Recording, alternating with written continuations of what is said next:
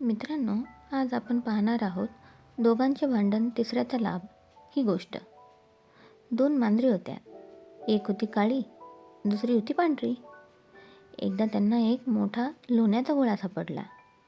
तो गोळा घेऊन त्या एका झाडाखाली गेल्या. काळी मांजर म्हणाली, सगळे लोणी मी खाणार.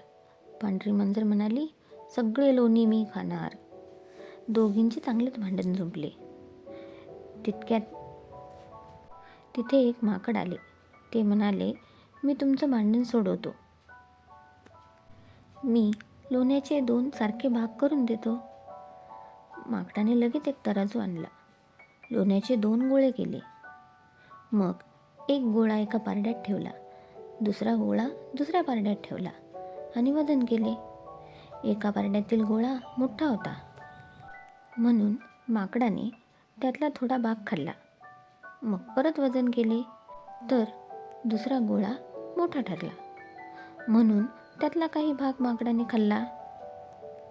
असे करता करता लोण्याचे दोन्ही गोळे अगदीच लहान झाले. तेवढा लहान गोळा तरी आपल्याला मिळेल की नाही याच काळजीत बिचाऱ्या मांजरी होत्या. पण माकड फारच लबाड होते. ते म्हणाले, हे पहा मांजरींनो, मी तराजू आणला, लोण्याचे गोळे केले, त्यांचे वजन केले. या सगळ्या मेहनतीचा मोबदला म्हणून हे उरलेले गोळे माझेच आहेत, नाही का? आणि बोलता बोलता माकडाने ते गोळेही घट्ट केले. मांजरी टकामका बघतच राहिल्या. तात्पर्य: आपसातले भांडण मिटवण्यासाठी तिसऱ्याला कधीही बोलू नये.